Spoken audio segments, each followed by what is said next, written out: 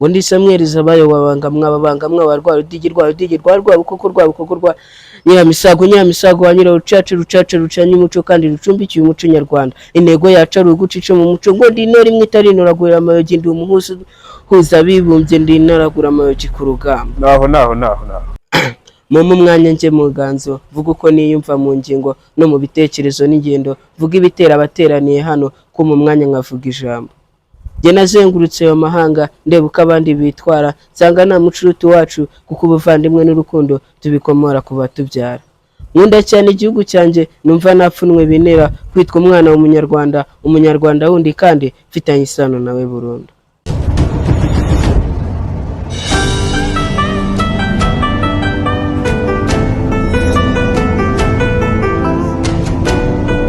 None uteze amatwi FBA 155 TV nkuko mubyumva ni Manishimwe Ikechuku the power of God kuri channel yanyu mafite abatumirwa batandukanye. Uyu munsi nasuye umusore kabisa afite impano zitandukanye, avuga imivugo, abyina imbyino gakondo n'ibindi byinshi.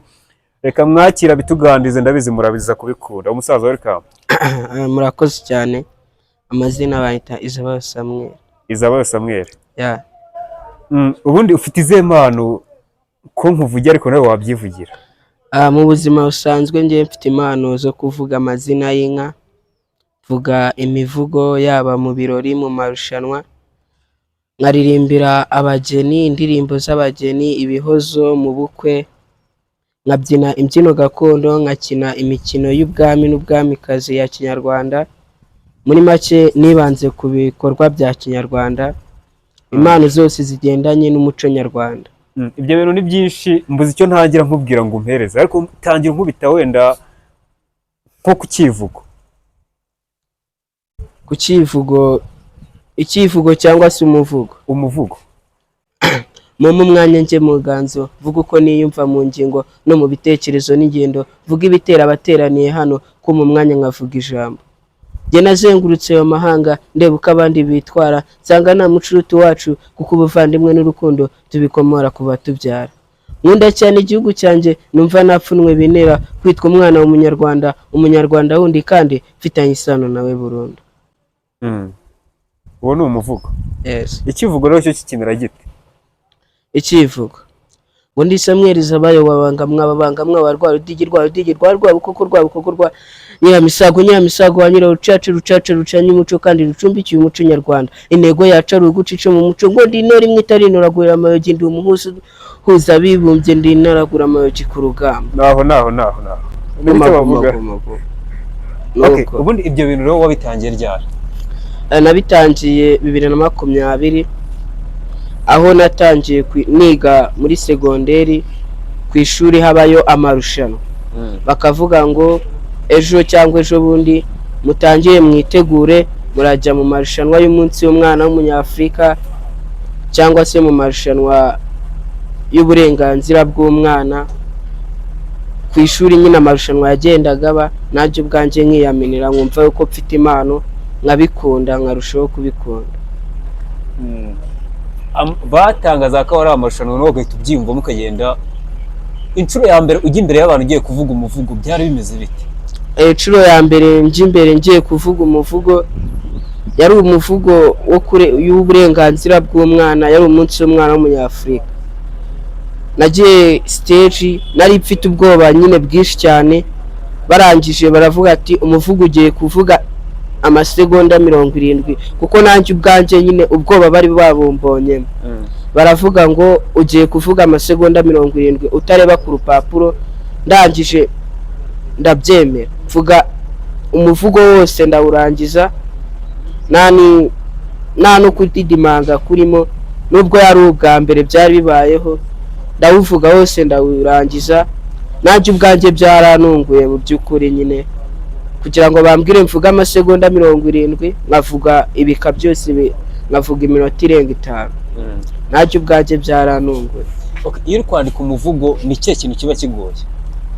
Kwandika umuvugo ubundi kugira ngo umenye ati ndandika ibika menye injyana ndajyaniramo nyine uko natangiye ati niko ndasoza biba bigoye cyane. Hari n'igihe ushobora kwandika nandika bwa mbere nanditse nk'impapuro 5 zipfa nangira nyine utabimenyereye ibika uvuga ati igika cya mbere natangiye gutya, inyikirizo, injyana biba bigoranye nyine.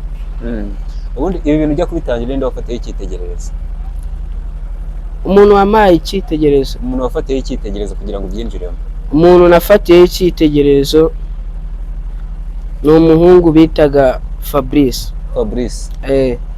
Twari turi mu ishuri, gutya mu ishuri hari ukuntu umwarimu aza akavuga ati ku wa gatanu tuzavuga umuvugo mu classe ku manota 10.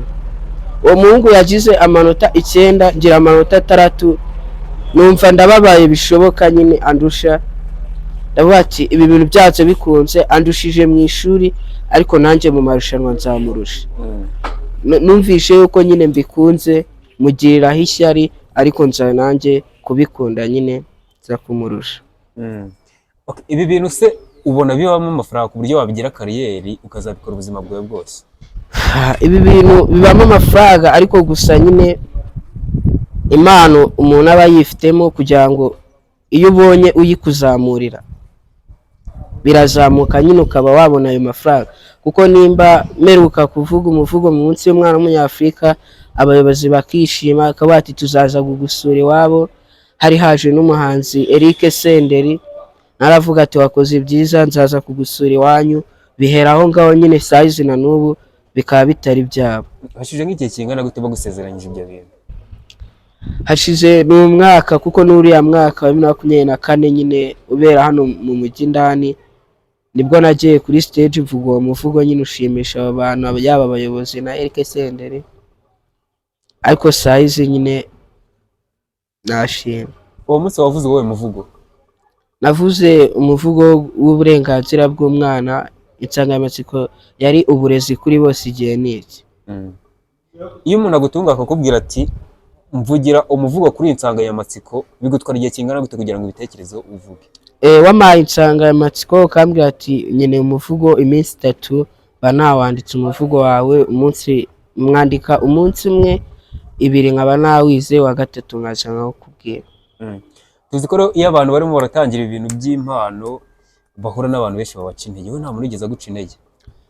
Cyane cyane nyikiga nyine nasaga nkaho impano zanjye arizo nkiza imbere y'amasomo.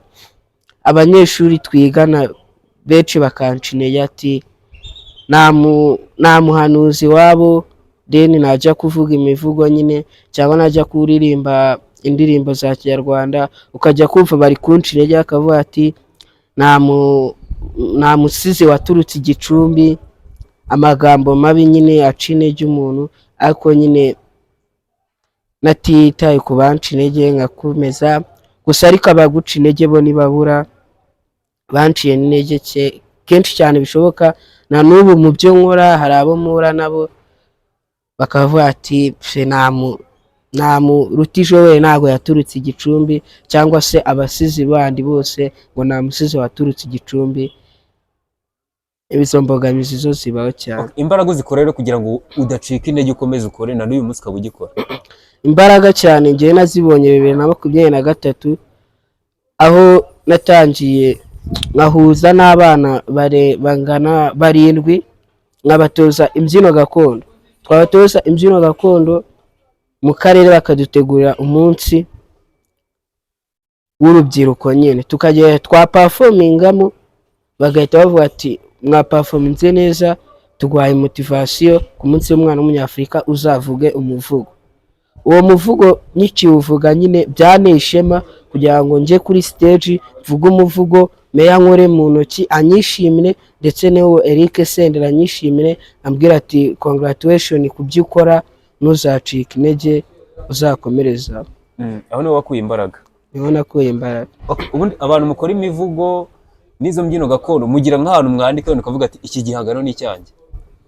Cyane cyane ikayi iyo mba nyifite, kuko hashize n'icyumweru, ubundi bavuga ati buri cyumweru ndagira amagambo nunguka kuyo nari mfite mu mutwe wanjye, ku bisigo nari mfite, ndagira ibyo nibikamo nyine uko icyumweru gishize nuko kishe. Gusa nuko rimwe na rimwe nyine imbogamizi zigenda ziza, ariko ibyo byo ndabizirikana. hari nk'ikintu nk'igihangano cyawe waba ufite wanditse, yaba ari umugani, yaba ari igisigo, yaba ari ikivugo, yaba ari umuvugo cyane. ni ikihe cyitwa nk'iki? Cyitwa Mukobwa Mwiza. Tubwireho nta kibazo. Mukobwa mwiza Mukobwa mwiza umwaza umwanda, ndavuga Nyampinga w'i Rwanda, uzaze urebe i Rwanda amahanga aradushagariye. Ndavuga Nyamunini Rwanda, Rwanda rw'imisozi igihumbi, Nyarugenge igendwa n'amahanga, ngo vayo tuze mu Rwanda rwa Gasabo. Ndavuga rwa rucaca rw'igicumbi, rwa rucaca rucumbikiye umuco, kandi rucumbikiye umuco nyarwanda, intego yacu ari uguca ico mu muco, twitaramira gitore. Banyarwanda mwebwe mushagariye, bari bamwaza umwanda, za Nyampinga za kera, nango ndatiza idahari, uzaze wirebera i Rwanda rwa Gasabo. Mwebwe muzi Abanyarwanda nk'abakera, si turi abakera, ubu twaciye iteka, ubu twigira ku mateka, intego yacu ni uguca ico mu muco. Icyo ni igihangano cyane. Icyo ni igihangano cyawe? Yego. Ubundi ibihangano byanyu mubijyana muri studio bakabiba recordingira cyangwa murabigumira mu mutwe wanyu? Ibihangano byacu twebwe tuba tubifite mu mutwe, ahantu tubikorera ni igihe habaye amarushanwa cyangwa se ibirori runaka, tukayiperforminga muri studio, ntago tujyayo. Ubwo ntabwo ushobora kuba warahimbye nk'igihangano wajya guyiperforminga ugasanga n'abandi baragiperforminze? Biragoye, kuko nimba umuntu aba yavuze ati wenda afite amagambo nzabwira umugeni, byaze bikunze ntabwo mwayahuza none, cyangwa se umuvugo wawe iyo koko wawihimbye utarawumvisha ahandi, ntabwo bikunda guhuze n'abandi. Nk'itume rero mu bukwe ukajya kuvugira umugeni, ubwo uhagaze nk'amafaranga angahe? Biterwa n'ubukwe ubwo aribwo. Hari ubukwe ushobora kugeramo nyine ari ubwa famille, nk'ubukwe maje kujyamo ni ubwa famille, ubwo natagiyemo butari ubwa famille, navuze amazina y'inka nidirimbira n'umugeni, bamibumbi senkana. Ibihumbi senkana? Kuri performance mwikora ibihumbi senkana? Kuri performance niyo yonyine wakoze? Niyo yonyine nakoze, izindi yari iza famille, izindi ari izo ku ishuri, cyangwa ari amarushanwa aciriritse nyine, ariko ubukwe nagiyemo bamaye senkani muri performance. Kugira ngo noneho umuntu abe umuntu uvugira inka, ukora mu bukwe, uri ku rwego rwo hejuru, wenda ukora ahantu henshi hatandukanye, bisaba iki kugira ngo amenyekane? Buriya baravuga ngo ibikorwa birivugira nyine.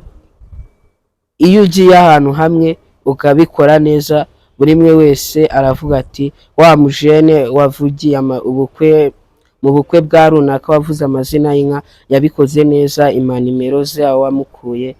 Nabonye inaha iwacu ibikorwa birivugira, kuko natwe tuba twifuza ko wenda buri weekend twakora, ariko nyine ibyo biraka natwe ubwacu bikabura nyine. Kuvuga amazina y'inka, yego, nacyo kiba ari igihangano cyawe witekereje, cyangwa hari ahantu biba byanditse ugenda ukabikura? Hari ubundi hari ikayi cyangwa se igitabo cy'ibisigo usoma, bimwe na bimwe ukabyitekereza, ibindi na bimwe ukabisoma. Nk'amazina y'inka ujya uvuga, tubwireho. Ndavuga Nyirahinga Rutara rudasumbwa, ndavuga Nyiranzovu nzovu ndende, ndavuga izikamirwa abasore zikabarinda utugamba, zakamirwa abakecuru zikabarinda gususumira, zakamirwa abasore zikabarinda utugamba, zakamirwa abasaza zikabarinda imikanyari, ni za zindi zikubita umuvumba ba nyina bagakubita agatwe ima. Ako ni akantu kawe uba utekereje? Ni akantu kanjye kamba mu mutwe isaha niyo naba mbyutse nkangutse na saa sita z'ijoro, nahita mvuga, ugahita ukavuga. Noneho kuririmbira nk'umugeni? Kuririmbira umugeni, ubwo nyine iyo baje gusaba bakoye, kwa kundi umugeni aba aturutse mu cyumba aje guhura n'umugeni we, mugabe y'urukundo mwari w'umutima nyemerera nkuhonge amagana. Yari mu kirambi mama avuza uruhimbi ishenge, niyacumaga igikakayo karama, uwo niwe nakunze sinamuhara disi. Mugabe y'urukundo mwari w'umutima nyemerera nkuhonge amagana.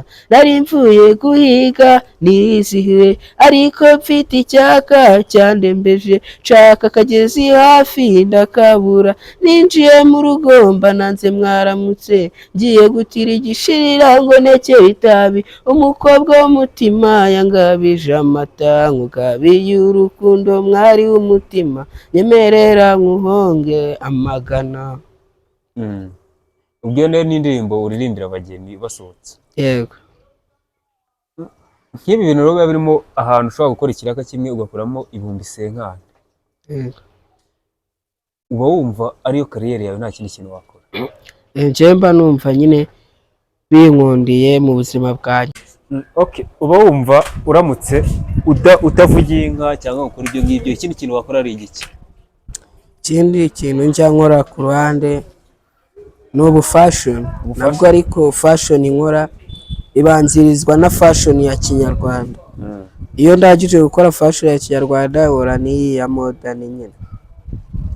Okay, kuki wahisemo ibintu byo kujya mu bintu bya gakondo ntujye kuririmba imiziki igezweho iri modern? Gakondo impamvu nayikundiye, nabonye inaha Igicumbi umuco nyarwanda nyine benshi mu bajene twabyirukanye, benshi babaye abaraperi, benshi baravuga ati nzasimbura Zeo, benshi tuzasimbura Jay Polly, ariko jye ndavuga ati nzasimbura Ruti Joel, nzasimbura, nshaka kuzamura umuco nyarwanda nyine ntucike muri yaba mu mudugudu nahamo yaba no mu gihugu. Nyine nshaka ko mu by'ukuri mu myaka nka 25 yanjye nzaba ndi ku rwego rw'igihugu mu bajene mu kuzamura umuco nyarwanda. Ubona noneho nka Ruti Joel, Yes, ubona nyine atari umuntu uba ufite izina riri hyping mu gihugu kubera ko nyine akora ibintu bya gakondo, nawe ntabwo izina ryawe ryapfa kuzamukora ibintu bya gakondo, kuki utahisemo ibintu byakuzamura ngo ube wamenyekana? Gakondo nanjye ubwanjye nyine gakondo ntabwo nayikundaga mu buryo buhambaye, ariko 2019 naje kujya mu itorero bita Uruyange rikorera kwa padiri ribyina imbyino gakondo. Nje nibyiniraga imbyino zino z'isi nyine arizo nceza, nzagura n'umugabo wari uri gushinga itorero ry'abana bato turi mu rugano rumwe, nanjye narabibaniye mvuga ati njyewe nzaba Diamond, nzaba umubyinnyi wa King James wa Dream Boys. Icyo gihe za Dream Boys zarakoraga, mvuga ati nzabaho, za kujya kubyina, mbona ni ibintu byaje nyine, mbona ndabikunze nanjye binza mucyo. Ubu ngubu ushobora no kumbwira ikibi kuri ku mbyino gakondo tukaba twaba n'abanzi, kuko nyine bimaje kuba mu buzima bwanjye, kuko isaha n'isaha abana turi mu rungano rumwe barambwira ati vaho twigishe, yaba n'ibigo by'amashuri bikavuga ati vaho twigisha abana bafite amarushanwa. Nyine ni ibintu byaje mu maraso no mu buzima. Iyi rero kubera ko ukora ibi bintu, iyo uri mu bantu mungana muri sosiyete y'abantu b'abajeni bambara ibintu bya deshire nyine badafite umuco, ubona bagufata gute? Benshi nyine ubona bamwe baravuga ngo ukora ibintu by'abakobwa, tuzaba cy'abakobwa, intege zo bakazinca bishoboka, ati wowe kuko urabizi iyo tugiye guperforminga twambara icabure cyangwa se imikenyero, kandi ibyo bintu ni iby'abagore. Na posting ifoto nambaye umukenyero ukabona abayihaye like ni bakeya, bakavuga ati nyine wowe uri cy'abakobwa, ariko ibyo ni benshi intege nyine, gusa bakamfata nk'uko nyine ndi umwanzi muri bo, urebye ukuntu batiyumva mu muco nyarwanda. Okay, tugara ku musozo urogira ubutumwa ugenera abakunzi bawe. Ikintu cya mbere nababwira abantu badukurikiye, imbyino gakondo cyangwa se umuco nyarwanda, ahambere nkunda gukora ibintu bya kinyarwanda, then nkakora ndu n'umwami, nkunda kuzamura umuco nyarwanda muri njyewe n'ibintu byangiyemo. Ikintu nababwira abakunzi baje, inshuti zanjye n'abavandimwe, njyewe ubwaje umuco nyarwanda nyine nawimariyemo, ahubwo ikintu nasaba abakunzi bafite motivasiyo, abantu baba b'inshuti zanjye cyangwa se bakurikira cyangwa bakunda umuco nyarwanda, nkeneye motivasiyo yabo kugira ngo Imana izamuke, koko nzamura umuco nyarwanda, nkeneye motivasiyo yabo. Okay, reka tugushimire kuba witabiriye ubutumire bwacu. Murakoze. Izere ko n'ubutaha uzagaruka. Yego murakoze.